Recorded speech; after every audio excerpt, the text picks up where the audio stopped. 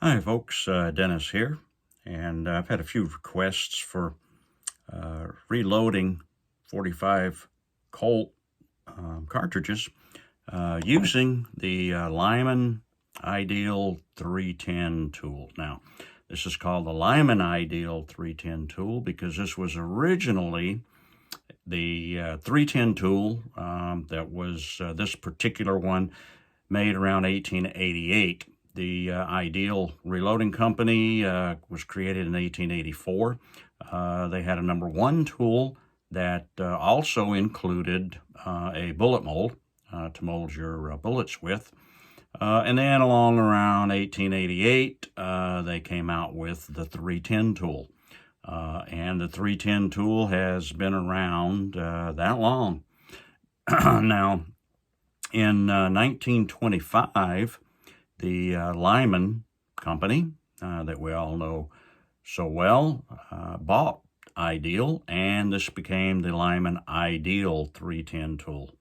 And then in 1947, they made a slight change to the old steel 310 tools. Now, the reason they made that change was because originally you had to get these tongs, as they're called, by the caliber.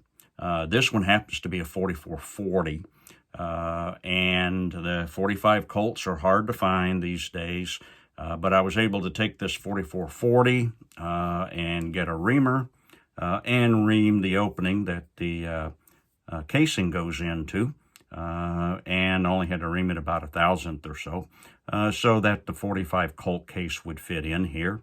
And then, of course, all the dies for 45 Colt will fit these small tongs, they call them. Now, they made two sizes, the small and the large, and the only difference between the two is the height of the collar here. The large predominantly for your larger calibers and for your rifle casings that are longer casings. And as I said, in 1947, Lyman made a change to these, and these are what they call the alloy. Now, the big difference that they made is that these are not caliber specific. What they did is they created an adapter here that screws in. It's held in by a screw, screws in, and it's the adapters that are caliber specific. So you only had to get this small adapter. And they also put an adjustment here for the extractor, which was not on the originals because they were caliber specific. These are interchangeable calibers, so you would have to change your extractor here from time to time. And I actually use these for loading round ball cartridges, and I have this particular die here set for round ball, so that if I want to load both round ball and conical bullets, then I don't have to keep taking these dies off and on. So most of these come with 4 dies. The 45 Colt set comes with your decapper, they call it. And this has a little pin, and these pins will break, so you have to make sure that when you're setting in your decapper die that you have the depth set properly for that particular die. Now, these have 2 adjustments. Your first adjustment is going to be to set the height of your casing here. So you only want it to protrude about 1/8 of an inch, okay? And this will adjust the height of the casing, and this will adjust the height of the decapping pin, okay? So let's just throw a couple in here to decap. And to decap these, you just simply press, and out comes the old expended primer. Okay, and we slide it in here. We've got it protruding about 1/8 to 1/16 of an inch. just enough that the pin, and you can see the pin sticking up here, so that the pin does not hit the extractor and break the pin. Been there, done that. Actually keep a few extra pins on hand for that very reason. Now, Lyman does make an interchangeable decapper, and that interchangeable decapper will actually fit this old 310 tool. Okay, and we just decapped 4 here. Okay, and once we decap them, they have to be resized, and this particular die will resize them. Because they've been crimped and we're reloading, we have to get that crimp out, and so this will actually resize it and serve a dual purpose. And then we have to enlarge the neck of the casing to put a flange on it to accept a new bullet. And this is your enlarging die. And we can take this, stick it in here, and you can see you only need to enlarge it slightly, so we've got that 1/8 of an inch protruding there, and we squeeze it in, and she's been enlarged. And we can do these real quick. Sometimes I'll enlarge them before I run them through the tumbler with walnut shell media to clean them up, and sometimes I'll just go ahead and clean them up and then decap them. If you decap them after they've gone through, you're still going to end up with powder residue in there. So it's really best to decap and then run them through the medium. And now once we've got them resized, we are ready to start loading powder and bullets. Well, let's go ahead and prime them first. And this is your priming die. I've got a bunch here that are already primed, and I have a few that I didn't set the primers in yet. Okay, so this is spring loaded. Okay, and don't have a primer in these yet. So in order to prime these, we set the primer in here like so.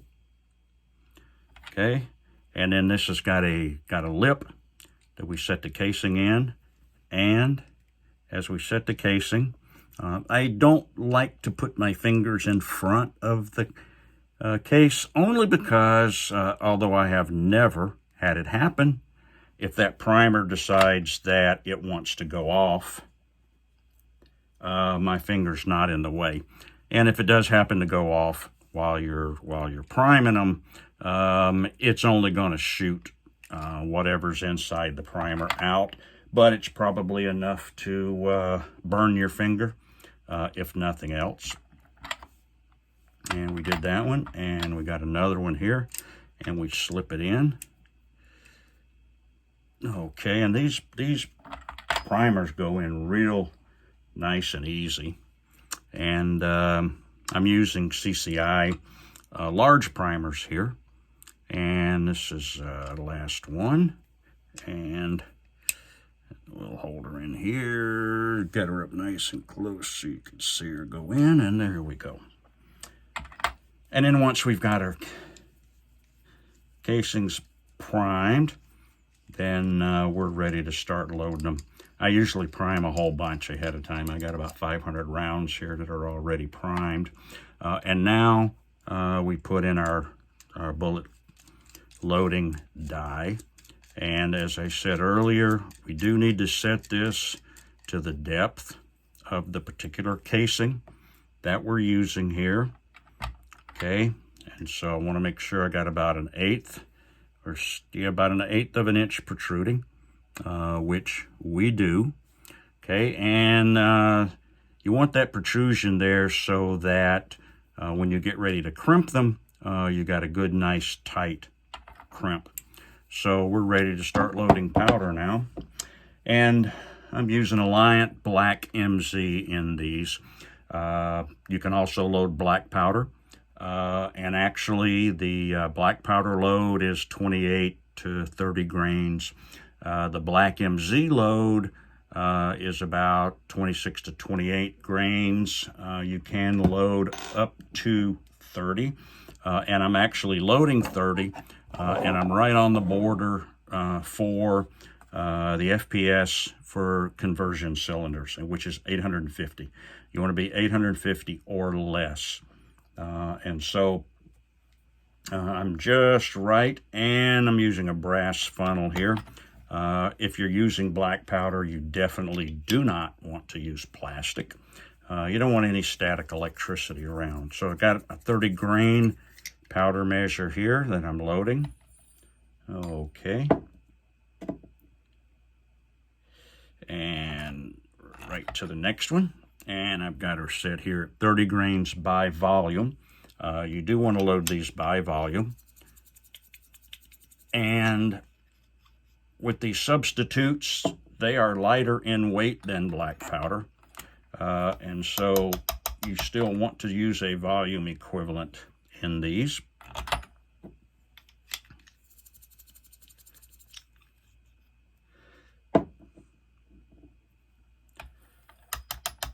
Okay, and we got a couple more here. I'm going to load 5.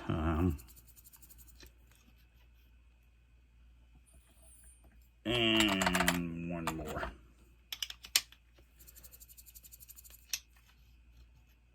Okay. Now I had already tested this 30 grains of black MZ, and I'm getting about between 736 to 767 or 68 FPS, which is just right. Now, when you're loading black powder or even a substitute, you're going to need an overpowder wad. I use Wonder Wad greased wads for greasing, and I use an overshot card, a 455 overshot card, which actually keeps the greased wad from sticking to the bottom of the bullet if these may be stored for a while. Now these are shotgun overpowder wads. They're 0.125 thick. But these are specifically for 45 BP cartridges. There's 500 to the pack, and I get these from Oxyoke. And with the black MZ, you do not want to compress it very hard. Not too far removed from 777 that you do not want to compress. But there are a lot of restrictions on using 777 in cartridges, and you got to be real careful because it burns hotter than black MZ or Pyrodex or black powder. So we'll put our card in there, and then we'll get our wads. And I use a dowel that I have various depth marks on for various loads, and I'll just use that to push it right on top of the powder without compacting it. And then we'll start putting in our overpowder card and then our wad. And these are pre-greased wads from Oxyoke, and they smell like grape juice. Okay, and to make sure those are seated, I'll do the same procedure, tapping them down. And then these happen to be Circle Fly from Circle Fly wads. They're 455 overshot cards that you typically use with birdshot, but I use them for keeping this wad from sticking to the bullet, particularly if these are in storage for any time period, and we don't want that that wad to stick to the bullet. And these are super thin. They're just a very, very, very thin card. In fact, you have to be careful because sometimes you pick up a couple instead of just the one. But as you can see, they're almost paper thin. Okay, and now let's get that flattened down, and we're ready to start loading our bullets. Now, instead of a 452, I'm using a 454. And these are soft lead bullets, and I had already sized these, so we'll stick that bullet in there, drop her in, okay, and squeeze her down. Got a good crimp, and make sure she's not spinning. Oh yeah, good and tight. All right. Okay, and there we have, that's our first one. As I say, these are 45 Colt loads, and the original 45 Colt bullet was a 454. Okay, and squeeze that one in good. Okay.